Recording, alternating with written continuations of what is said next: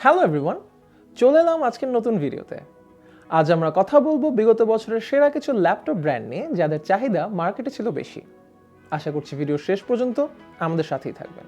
2022-এর মার্কেটে সকল লিডিং ল্যাপটপই ভালো ব্যবসা করেছে, কিন্তু সবার মধ্যে তুলনামূলক ভালো করেছে এইচপি।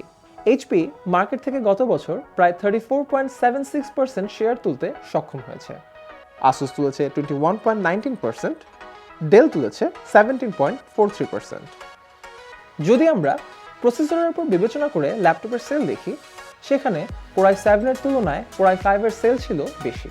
Core i7-এর যেখানে মাত্র 5.30%, সেখানে Core i5-এর সেল হয়েছিল প্রায় 40.32%। Core i5-এর পরে Core i3-এর সেল ছিল সবচেয়ে বেশি, 31.15%।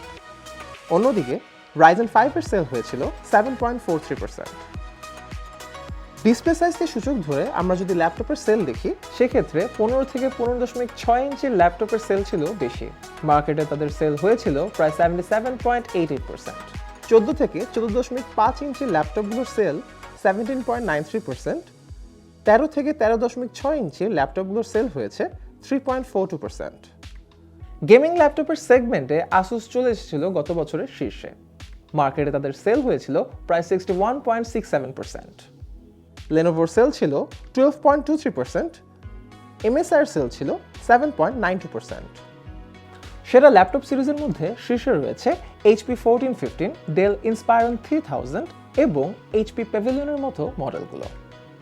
সেরা গেমিং ল্যাপটপ সিরিজের মধ্যে তালিকায় রয়েছে আসুস টাফ, আসুস রোগ, লেনোভো আইডিয়াপ্যাড গেমিং এবং MSI GF3-এর মতো ল্যাপটপ। এবার আমরা জানব গত বছরের মার্কেট অনুযায়ী ল্যাপটপের মূল্য কিরকম ওঠানামা করছে। প্রসেসর সেগমেন্ট থেকে দেখলে Core i5-এর প্রথম কোয়ার্টারের দাম ছিল 48,500, সেকেন্ড কোয়ার্টারে সেটি হয়েছে 53,000, থার্ড কোয়ার্টারে সেটি হয়েছে 57,000 এবং সর্বশেষ চতুর্থ কোয়ার্টারে সেটি বেড়ে দাঁড়িয়েছে 65,000। অন্যদিকে Core i7-এর প্রথম কোয়ার্টারের দাম ছিল 65,000, সেকেন্ড কোয়ার্টারে 69,000, থার্ড কোয়ার্টারে 75,000 এবং সর্বশেষ চতুর্থ কোয়ার্টারে সেটি বেড়ে দাঁড়িয়েছে 79,000। Ryzen 5-এর প্রথম কোয়ার্টারে ছিল 52,000, দ্বিতীয় কোয়ার্টারে 58,000, তৃতীয় কোয়ার্টারে 62,000 এবং চতুর্থ কোয়ার্টারে 65,000। Ryzen 7-এর ক্ষেত্রে প্রথম কোয়ার্টারের দাম ছিল 58,000, দ্বিতীয় কোয়ার্টারে সেটি কমে হয়েছিল 52,000-এ, তৃতীয় কোয়ার্টারে সেটি আবার বেড়ে হয়েছে 68,000, বছরের শেষে যার দাম হয়েছিল 75,000। সবশেষে আলোচনা করব কাস্টমার ভেদে কি ব্র্যান্ডের ল্যাপটপ বেশি বিক্রি হয়েছে। 2022 সালে বিক্রিত ল্যাপটপগুলোর মধ্যে HP 1415 সিরিজের ল্যাপটপগুলো স্টুডেন্ট কাস্টমারদের কাছে বেশি বিক্রি হয়েছে।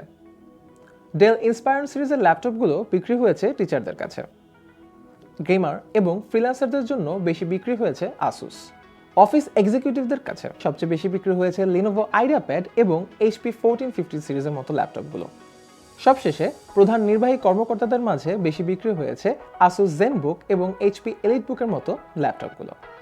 রায়ান্সের সকল প্রোডাক্ট সম্বন্ধে বিস্তারিত জানতে রায়ান্সের অফিসিয়াল ওয়েবসাইট rayanscomputers.com-এ ভিজিট করতে পারেন। এছাড়া প্রোডাক্ট আপডেট এবং এ সম্পর্কিত সকল তথ্য পেতে রায়ান্সের ফেসবুক পেজে লাইক এবং ইউটিউব চ্যানেলে সাবস্ক্রাইব করতে পারেন। সো ভিউয়ার্স, আজ ছিল এই পর্যন্ত। আবার ফিরে আসবো টেক জগতের অন্য বিষয় নিয়ে। সবাই ভালো থাকবেন, সুস্থ থাকবেন। Good bye.